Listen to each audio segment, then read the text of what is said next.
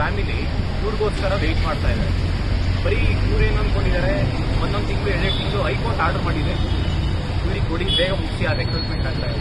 ಒಂದೊಂದು ಏರಿಂಗಲ್ಲೂ ಇವ್ರು ಹೋಗ್ಬಿಟ್ಟು ಮತ್ತೆ ಲಾಸ್ಟ್ ಮೂಮೆಂಟಾಗಿ ಹೋಗ್ಬಿಟ್ಟು ಹೈಕೋರ್ಟಲ್ಲಿ ನನಗೆ 1 ತಿಂಗಳು 2 ತಿಂಗಳು ಟೈಮ್ ಎಕ್ಸ್ಟೆಂಡ್ ಕೊಡಿ ಅಂತ ಹೋದ್ರೆ ಇವರಿಂದ ಎಲ್ಲಿಂದ ಇದನ್ನೇ ನಂಬ್ಕೊಂಡಿದ್ದಾರೆ. ಈ ಒಂದು ರೆಕ್ರೂಟ್ಮೆಂಟಲ್ಲಿ ನಾನು ಜಾಯ್ನ್ ಆಗ್ಬಿಟ್ಟು ಅಪ್ಪ ಅಮ್ಮನ ಮಕ್ಕಳು ಎಲ್ಲರಿಗೂ ಮದುವೆ ಆಗಿರುತ್ತೆ. ಮ್ಯಾಕ್ಸಿಮಮ್ ಇದರಲ್ಲಿ ಏಜ್ ನೋಡಿದ್ರೆ 40-50+ ಇರೋ ಏಜ್ ಇರೋರೇ ಇದ್ದಾರೆ. ಅವ್ರವ್ರ ಮಕ್ಕಳನ್ನ ಮತ್ತೆ ಅವ್ರ ಹೆಲ್ತ್ ಮತ್ತೆ ಅವ್ರ ಫ್ಯಾಮಿಲಿ ನೋಡ್ಕೊಳ್ಳೋದಕ್ಕೆ ಇದೊಂದೇ ಜಾಬ್ ಇರುತ್ತೆ ಅವ್ರಿಗೆ. ಇಷ್ಟು ವರ್ಷ ಅದನ್ನೇ 8 ವರ್ಷದಿಂದ ಕಾಯ್ಕೊಂಡ್ಬಂದಿದ್ದಾರೆ, 7 ವರ್ಷದಿಂದ. ಈಗ ಮತ್ತೆ ಇವ್ರು ಇಷ್ಟು ದಿನ ಆಟ ಆಡ್ಸ್ಕೊಂಡ್ಬಂದ್ರೆ HJPSC ಅವರು ಕೇಳಿದ್ರೆ ಅಲ್ಲಿ ಎಂಪ್ಲಾಯ್ಮೆಂಟ್ ಇದೆ, ಆಫೀಸರ್ ಇಲ್ಲ, ಈಗ ಸರ್ವರ್ ಬಿಸಿ ಇದೆ, ಈ ಥರ ರಿಕ್ರೂಟ್ಮೆಂಟ್ ಡಿಲೇ ಮಾಡ್ತಾ ಹೋದ್ರೆ ಯಾರು ಕೇಳ್ತಾರೆ? ಅದಕ್ಕೆ ಇವತ್ತಿನ ದಿನ ನಾವು KPSC ಬೋರ್ಡಲ್ಲಿ ಆದಷ್ಟು ಬೇಗ ಅಂದರೆ ಇದೇ ವಾರ ವಿತಿನ್ನೇ ವೀಕಲ್ಲಿ ಒಂದು ಆರ್ಡರ್ ಕಾಪಿ ಬರಬೇಕು. ಇಲ್ಲ ಅಂದ್ರೆ ಬೇರೆ ರೀತಿ ಪ್ರತಿಭಟನೆ ಆಗುತ್ತೆ. ಇಡೀ ಕರ್ನಾಟಕದಾದ್ಯಂತ ದೊಡ್ಡ ಹೋರಾಟ ಆಗುತ್ತೆ.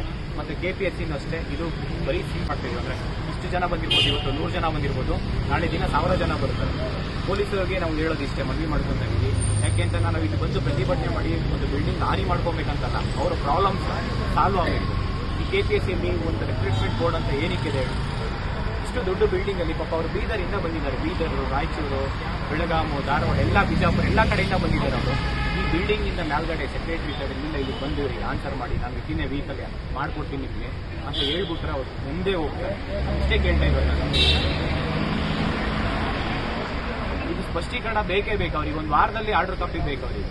ಇಷ್ಟು ಮನವಿ ಮಾಡೋಕ್ಕೆ ನಾವು ಬಂದಿದ್ದೀವಿ. ದಯವಿಟ್ಟು ಈ ಮನವಿಗೆ ಅವಕಾಶ ಮಾಡಿಕೊಡ್ತೀವಿ ಸರ್.